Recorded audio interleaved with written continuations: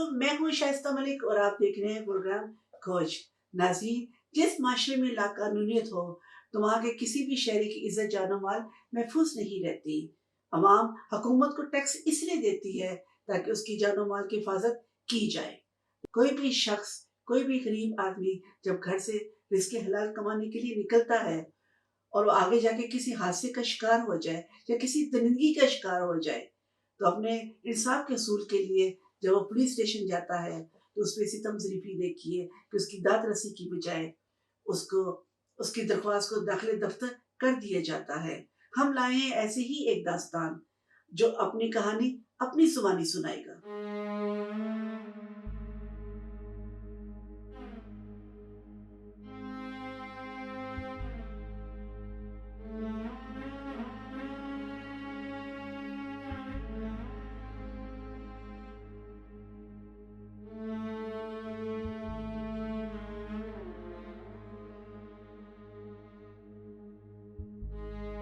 मेरे साथ इस वक्त मौजूद हैं मुबशर के बड़े भाई, जो कि इस वाक़े को बताएंगे कि असल क्या हुआ।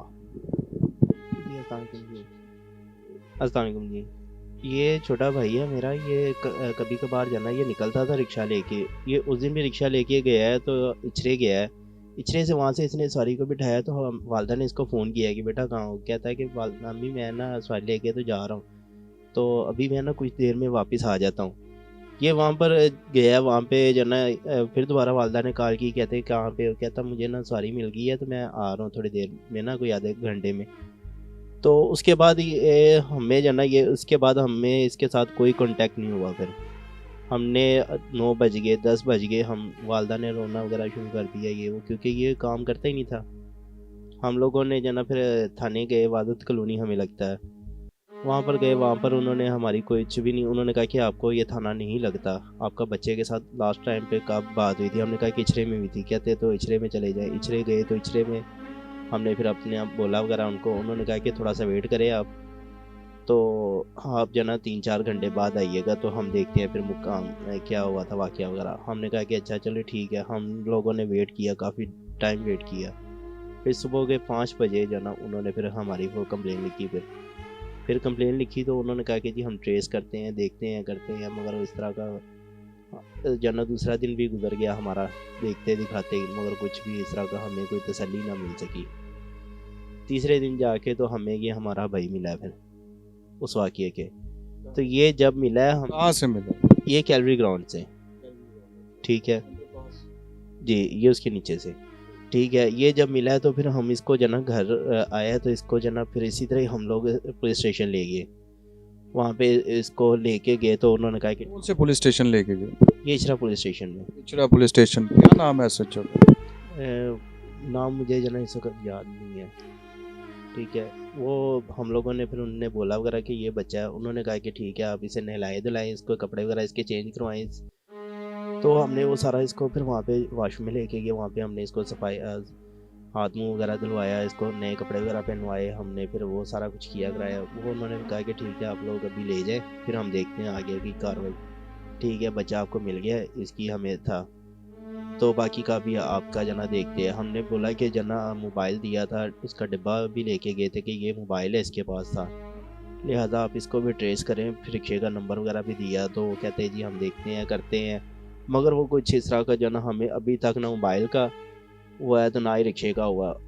और इसके अलावा उन्होंने तो जो ना हमारा तकरीबन कुछ टाइम के बाद, मतलब क्या नहीं हुआ? रिक्शा आपका नहीं मिला? वो रिक्शा अभी तक नहीं मिला, 3 माह से ऊपर हो गया टाइम। अच्छा, ना मोबाइल मिला है और ना ही वो रिक्शा मिला है, दोनों चीज़ें कहीं नहीं हमें पता चला। रिक्शा अपना था या किराए पे लिया हुआ था? रिक्शा इंस्टॉलमेंट पे लिया हुआ था।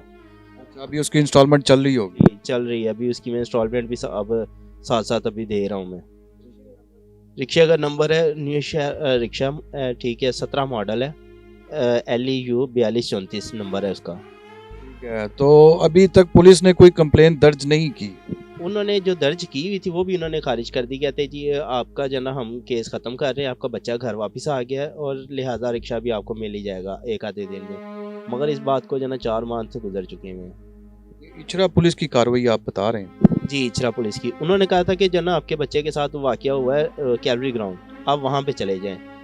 और वहाँ का थाना लगता है आपको डीएचए में, आपका आगे बच्चे के साथ हुआ वाकया तो आपको लिहाजा डीएचए का लगता है पुलिस स्टेशन। हम लोग गए वहाँ पर, हम लोग तकरीबन मैं, मेरे वालिद साहब और वालिद साहब के एक दोस्त थे, हम लोग गए चले वहाँ पर। ठीक है, हम लोग वहाँ पर चले गए हैं। वहाँ पर हमने जना तकरीबन 9 बजे के हम आसपास पहुँच गए हैं। तो एसएचओ जना वो कहते हैं जी राउंड पर निकला हुआ है। हमें वहाँ पर 2 बजे जाके तो एसएचओ थाने में आया। तो उन्होंने फिर सारा हमारा बयान वगैरह पूछा। कहते हैं नहीं जी आपका बयान जना आपके लड़के के अंदर ही कोई हेर फेर है, ये है वो है। उन्होंने जना हमारे कोई भी एक भी ना सुनी और उन्होंने हमें बिना एफआईआर काटे जना वहाँ से निकाल दिया था। ठीक है, तो 3 दिन बाद जब बच्चा आपके पास आया तो बच्चे ने अपने बारे में क्या बताया? फिर बच्चे ने बताया कि मुझे डीएचए नेशनल हॉस्पिटल की बैक साइड पे मैं इस तरह सवारी को वहाँ पे छोड़ा है और उस बंदे ने मुझे जूस पिलाया था। वो वाले साहब की एज का बंदा था, एजेड था। तो मैंने उसके काफ़ी 3-4 दफ़ा कहते मैंने मना किया, क्योंकि मैं पहले भी किसी से नहीं था कुछ भी लेके खाता भी था। तो काफ़ी उसने मना वगैरह किया। फिर उसने कहा कि चलो वाले साहब की एज की है, वो काफ़ी इसरार पे जाना उसने फिर पी लिया। तो कहता मैं मोबाइल यूज़ कर रहा था तो कहता मुझे जाना कुछ अजीब सी फीलिंग सी होना शुरू हो गई। कहता वो इतने में जाना मुझे नहीं उसके बाद का पता ही नहीं है कि मेरे साथ क्या हुआ था। जी अस्सलाम वालेकुम नाज़रीन, मैं इस वक्त मौजूद हूँ उस बच्चे के साथ जहाँ जो एक गरीब घराने का है और इसके साथ बहुत इसको अलमनाक वाक़या है। मैं तो उसको बयान करने से कासिर हूँ, लेकिन जो भी है ये जुल्म है, ये ज़्यादती है। ये एक नया ही ट्रेंड है कि जहाँ पे जो बच्चे मेहनत करने के लिए बाहर निकलते हैं और उनको अगवा करने के बाद ज़्यादती का निशाना बनाया जाता है। So bad. और हम लोग कहाँ पे हैं कहाँ नहीं हैं, ये इस मुकाम पर जहाँ पे हमें ये नहीं पता चल रहा कि हमें अपने तहफ़्फ़ुज़ात के लिए करना क्या है। इस वक्त मेरे साथ मौजूद है बच्चा जिसका नाम है मुबशर, और इस वक्त मैं इसके साथ इसके घर में मौजूद हूँ।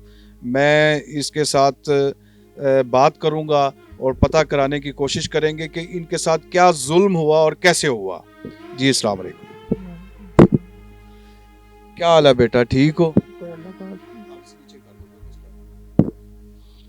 क्या नाम है आप? मुबशिर। मुबशर पढ़ते हैं आप, क्या करते हैं? नहीं मैं काम कर, काम क्या करते हैं? ये लिफाफे का काम है। भाई का रिक्शा था, भाई के आपका रिक्शा था? हाँ जी। और ये रिक्शा लेके आपने सोचा कि मैं कोई मजदूरी चलो कर लूं, घर के लिए कुछ पैसे इकट्ठे कर लूं? जी वैसे नहीं मैं चलाता, मैं वैसे ही लेके निकला था। वैसे मैं इचरे से जब भी चलाता हूँ इचरे जाता था। मैं इचरे से लेके गया हूँ गुलबर्ग, उधर उतारी है तो वापस। उस दिन जब आपने इचरे गए, आप इचरे की स्पॉट से नाज़रीन ये अपना वहाँ से, क्योंकि ज़्यादा रश होता है वहाँ से जो है पैसेंजर्स ज़्यादा मिल जाते हैं, तो वहाँ से ये लेके बच्चा आगे जहाँ पे भी उसका मुकाम था सवारी का, पैसेंजर का जहाँ पे भी था, जी फिर क्या हुआ? मैंने गुलबर्ग उनको उतारा और वापस आ रहा था अपने इलाके की तरफ। उधर ही मिला 7 अप के नीचे आदमी। उसने कहा गोलू आगे जाना उधर नेशनल हॉस्पिटल के पास। उधर गया था उसको लेकर, तो उधर उन्होंने मिल्क शेक पिलाया। अंदर गए हैं पहले हॉस्पिटल में, 5-10 मिनट लगा के आए हैं। मुझे कहते बैक साइड पे जाने थे, वो उधर से ना वो लेना मरीज है, तो बैक गेट पे जाने दो। बैक गेट पे गए हैं तो उधर जूस लेके आया, तो कहता ये पी लो। वो आ रहे हैं 5-10 मिनट पे, वो पिया तो मैं बेहोश हो गया। उसके बाद नहीं मुझे पता। ठीक है, तो वो बेहोशी के बाद आपको कब होश आई? मुझे 3 दिन बाद आई। 3 दिन बाद आपको पता चला कि मैं अभी मौजूद हूँ इस दुनिया में। इस दौरान आपको कोई दर्द, कोई तकलीफ, कोई किसी किस्म का मसला? कोई मसला तो नहीं हुआ, मुझे होश ही नहीं। अगर आपको होश नहीं थी तो आपको कैसे पता चला कि आपके साथ ज्यादती की गई? मुझे, मैं बता रहा हूँ 3 दिन बाद होश आई है, फिर ही मुझे पता चला।